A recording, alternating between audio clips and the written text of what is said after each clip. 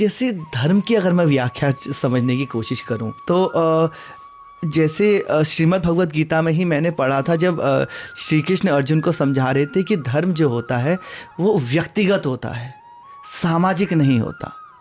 अभी जो ज़्यादातर लोगों के दिमाग में जो धर्म की डेफिनेशन है वो काफ़ी सामाजिक है।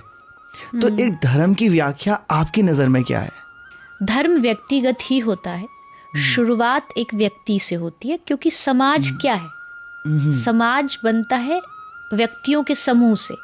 तो अगर आप ये भी कहते हैं कि धर्म सामाजिक है तो भी गलत नहीं है, वो भी गलत व्याख्या नहीं है, क्योंकि व्यक्तिगत लोगों का समूह समाज बना, और जब हर व्यक्ति धार्मिक बन जाएगा तो अपने आप धर्म सामाजिक भी बन गया। समाज में उसकी स्थापना होगी। जैसे हम कथा करते हैं, हजारों लाखों लोग आते, अब उसमें जो भी लोग आ रहे हैं वो धार्मिक हैं, उनके जीवन में धर्म है, तभी वो उस प्रांगण तक कथा तक आ रहे, नहीं तो वो भी शायद किसी पार्टी क्लब में जा रहे होते। तो अब जब उन लोगों का समूह हो गया, वो सब लोग कलेक्ट होकर के एकदम से भागवत के पंडाल में आके बैठ गए, अब वो एक सामाजिक धर्म का रूप ले लेता है कि वहाँ हजारों लोग बैठे भगवान की बातें कर रहे हैं, धर्म की बातें कर रहे हैं, अब वो सामाजिक बन गया। लेकिन सामाजिक बनने के लिए पहले आपको व्यक्तिगत धर्म से जुड़ना पड़ेगा। हम उल्टा करते हैं, हम सामाजिक से शुरू करते हैं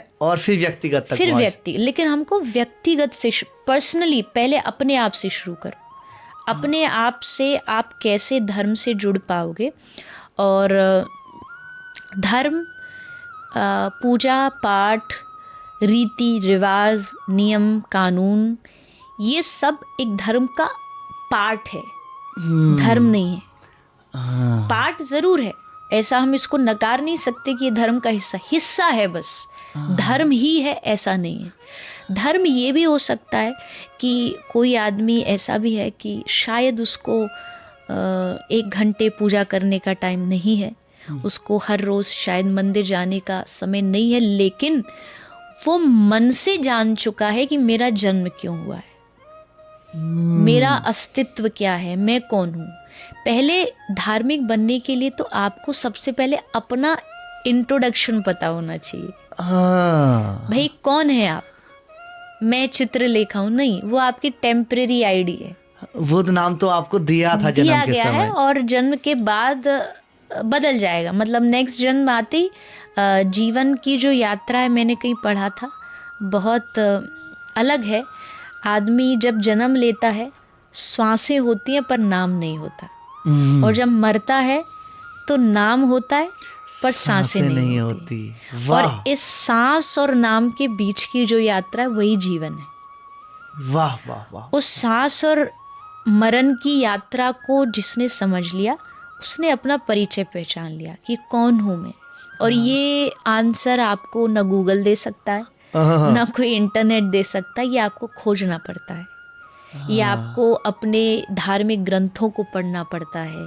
भगवत गीता को पढ़ो, कृष्ण को यही समझाया है, कृष्ण ने यही समझाया है अर्जुन को कि तू है कौन। तू समझ रहा है तू पितामह का शिष्य है, तू समझ रहा है दुर्योधन का भाई है, नहीं, तू ये सब नहीं है, तू जीव है, ईश्वर का अंश है। ममैवांश जीव लोके जीवभूत सनातन, तू मेरा अंश है। और तू अगर मेरा अंश है तो तुझ में शक्ति है न्याय और अन्याय के खिलाफ लड़ने की। तू क्षत्रिय है, डर के बैठ मत जा कि मैं नहीं लड़ूंगा, मेरे सामने मेरे अपने हैं। भगवान कह रहे लड़।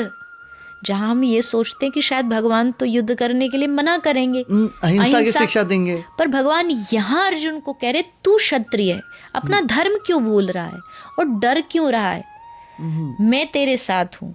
तो वो जो श्री कृष्ण यहाँ पर समझा रहे हैं वो धर्म की स्थापना कर रहे हैं।